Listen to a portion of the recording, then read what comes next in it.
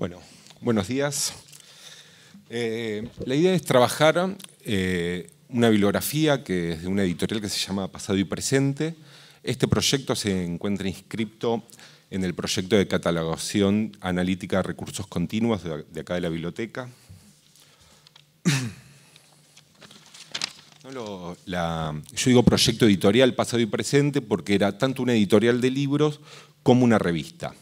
En este proyecto estoy trabajando tanto las analíticas de la revista como la producción bibliográfica de esta editorial. La revista empieza en el año 65, tiene 2 etapas. La primera etapa termina en el año 68, momento que empieza el proyecto editorial. Dentro del proyecto editorial se editaron 100 volúmenes. Gran parte de los volúmenes se encuentran inscriptos en los que ellos denominaban cuadernos de pasado y presente, que es lo que hoy voy a estar hablando un poco. En un momento anterior del trabajo de este proyecto se estuvo trabajando con otro proyecto editorial que fue La Rosa Blindada, que también era un proyecto editorial que tenía tanto publicación de libros como publicación de una revista. El problema que se encontró a la hora de hacer la bibliografía de pasado y presente es que la complejidad de las ediciones ameritaban trabajarlos de otra manera. Es decir, ya no bastaba utilizar autor, editorial, año, título para poder hacer esta bibliografía, ya que la gran mayoría de los libros editados por Pasado y Presente tenían una construcción, reediciones que hacían muy complejo el trabajo para poder asentar todas estas transformaciones.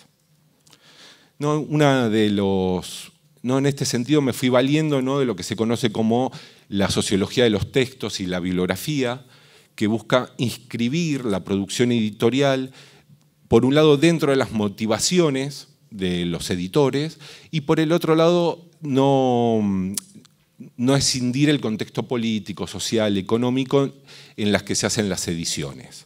En este sentido es necesario inscribir, registrar las transformaciones, qué se traduce, de dónde se traduce, por qué se traduce. Especialmente trabajé con un autor que se llama McKinsey, que plantea, que el acto de hacer una bibliografía, del estudio de una bibliografía, debe contener en sí mismo todos estos aspectos. En este sentido me gustaría tomar algunos cuadernos de la editorial para ver las complejidades que tuvo y cuáles fueron los criterios a partir de estos casos para hacer esta bibliografía. En el primer caso tenemos el primer cuaderno que editan, que en realidad no es el primer libro, ya habían editado 2 libros antes. Fíjense que son cuadernos que están numerados. Es bastante interesante este cuaderno porque durante todo el proyecto editorial, que dura 16 años, el cuaderno se va transformando. Durante todo el proyecto editorial, este cuaderno se va cambiando los estudios preliminares, las traducciones. Les voy a leer un poco todas las transformaciones que tuvo este cuaderno. Durante las primeras 8ª ediciones se incluyó como estudio preliminar el trabajo de César Luporini, Marxismo y Ciencias Sociales. En la 3ª edición, por su parte, se reemplaza la traducción por una vertida directamente desde alemán a cargo de Miguel Murmis, Portantiero y José Aricó. Desde la 9ª se reemplaza el trabajo de Luporini y se incluye la introducción de 1857 de Marx de Jünger Kral, donde además se incluyen materiales complementarios de Marx. Por último, desde la 15ª edición se suplanta el texto de Kral por la de Crítica marxiana de la economía política en la Einlung, de Humberto Curi. Fíjese, durante 16 años este trabajo fue transformándose. Es muy interesante 2 cuestiones. Solamente en su edición más larga tiene 121 páginas. Es un trabajo que ha sufrido en tan poquitas páginas, hay un interés permanente de ir refinando este volumen. Además es un libro que hoy se sigue editando por la Casa Editorial Siglo XXI de México, así que sigue teniendo un impacto editorial bastante importante. No, por otro lado también está el cuaderno 54, que también es un título que se sigue reeditando por siglo XXI. ¿No? Fíjense que hay dos trabajos, ¿no? Como si fuesen dos libros incluidos en este cuaderno, uno de Portantiero que se llama Los usos de Gramsci y otro Los escritos de Gramsci. Pero en la segunda edición se saca el cuaderno el trabajo de Portantiero y se incluye un trabajo de Leonardo Paggi, ¿no? Donde se advierte que el trabajo de Portantiero va a ser reeditado como un libro aparte, ¿no? Cuestión que va a terminar sucediendo en otro proyecto editorial del director de esta publicación, que era José María Aricó. Va a terminar editando el texto de Portantiero en Editorial Folios, después va a tener una edición española por la Casa Grijalbo, ¿no? Pero fíjense, digamos que ya hasta hay complicaciones para ver, digamos, qué obra es, ¿no? Si el texto de Portantiero es un libro aparte, es un estudio introductorio, es un prólogo. Realmente, digamos, la obra va a sufrir muchas transformaciones. Otro caso muy interesante son los cuadernos 34 y 36. ¿No? Fíjense que acá puse las dos tapas. Presten por favor atención a los subtítulos, al nombre de los dos volúmenes. Y cuando empecé a buscar las menciones, ¿no?, de origen de los textos, figuraban que habían sido sacados de una obra italiana de Procacci. En esa obra, ¿no?, casi el 90% de los textos que están contenidos en estos dos volúmenes decían que habían sido tomados de una obra. Cuando voy a ver la obra italiana original, era una traducción completa del libro, ¿no? ¿no? Fíjense que los subtítulos de los dos volúmenes son el título de la obra italiana, ¿no? Y acá hay otra complejidad, que fíjense que en las tapas no figura el nombre de Procacci como responsable, ¿no?, como compilador o editor, sino que se saca su nombre y solamente se pone los nombres de todos los autores que contiene el volumen que compiló Procacci, ¿no? Digamos, esto es bastante interesante de ver la forma en que trabajaba esta editorial, ¿no?, que menciona de dónde sacaron los textos, qué obra tomaron, pero la deshacen en dos volúmenes y le dan otro nombre, ¿no? Y además le adicionan dos textos más que no están en la obra original italiana. Por último, quería tomar este cuaderno, que los anteriores siguen reeditándose, este no, que son el cuaderno 11 y 39. ¿No? El cuaderno 11 es la edición de un texto de Cesare Luporini, que deja de reeditarse, y el texto es incluido en el cuaderno 39 con todas las discusiones posteriores a la edición del texto de Luporini, ¿no? Digamos, el cuaderno número 11 se elimina, pero es incluido dentro de una obra mayor que incluye muchos textos, ¿no? Entonces deja de reeditarse el cuaderno número 11 y es absorbido por el número 39. Y acá hay algo bastante interesante, ¿no?, lo que mencionaba al principio, digamos, de ver las motivaciones políticas, teóricas, de por qué se editan los textos, que en el cuaderno número 11 se decía que se lo editaba para entender un poco más los procesos de metodología en las ciencias sociales.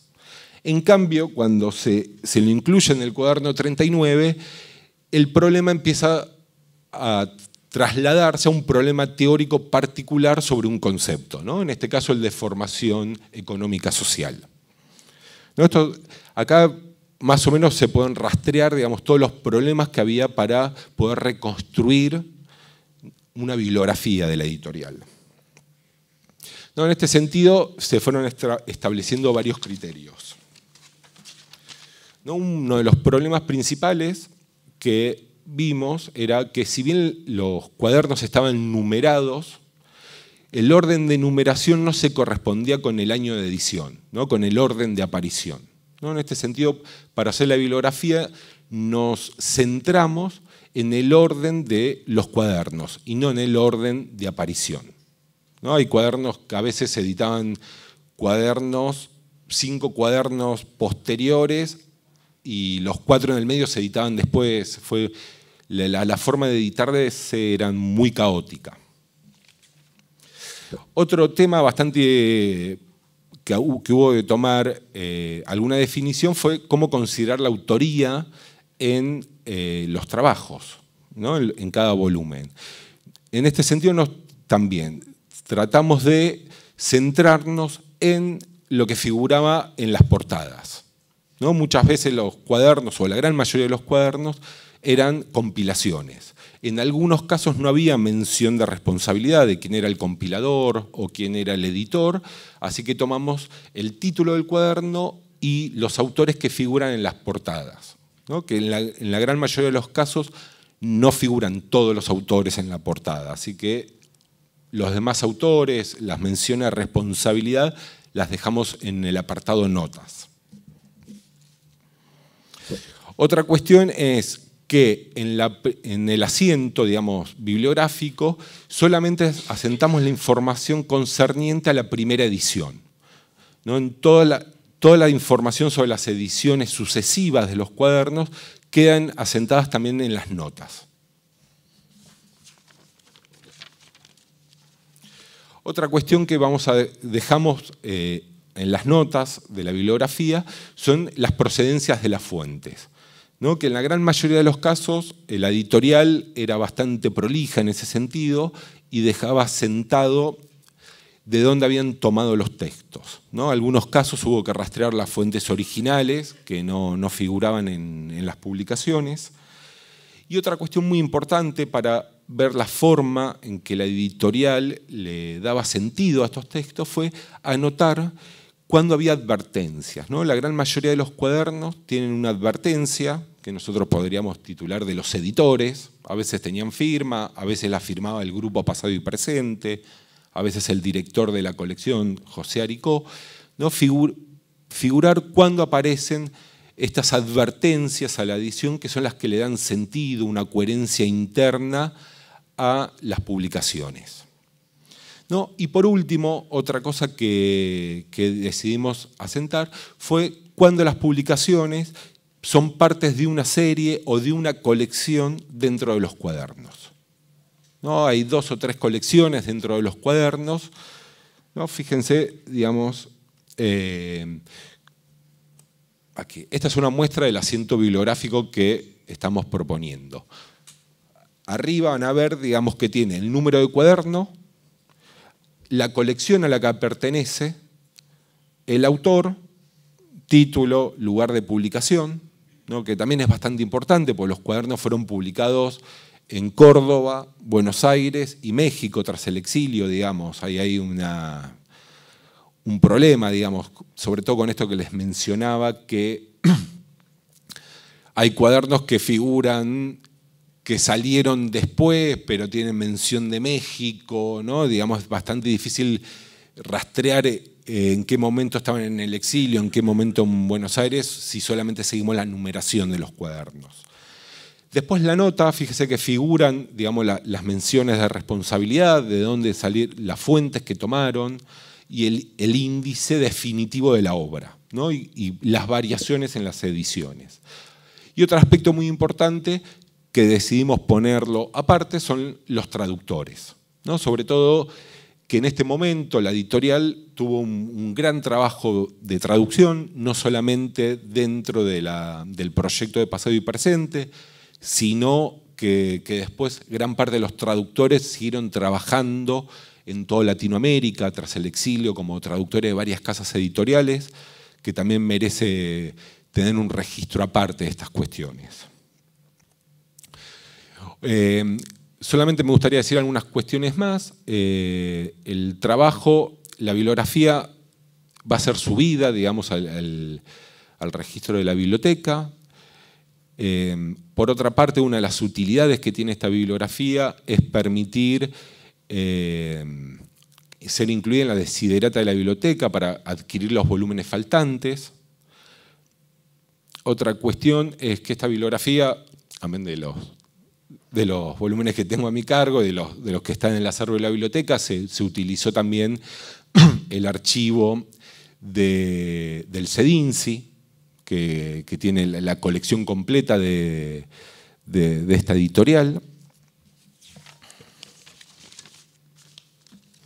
¿No? Y sirve, es un trabajo necesario para poder seguir trabajando el conocimiento de un proyecto editorial importantísimo, no solamente de Argentina, sino que de toda América Latina, ¿no? que tuvo desprendimientos en colecciones de la editorial Siglo XXI, editorial Folio, Grijalbo, ¿no? Gran parte, digamos, ¿no? Estuve haciendo un recuento antes de venir, digamos, más o menos el 30% de los trabajos de Pasado y Presente se siguen editando, digamos.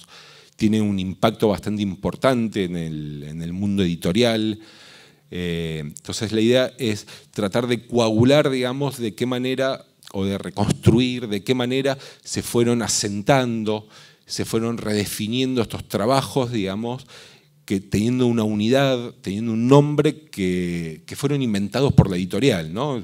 El ejemplo más clásico que se me ocurre es poner la Biblia, digamos. La Biblia es un libro que lo asumimos como una unidad que en realidad fue escrito en diferentes momentos por diferentes personas y de pronto esta editorial a estos trabajos les dio una unidad que en sí mismo no las tenía. Así que, bueno, espero que les haya interesado y muchas gracias.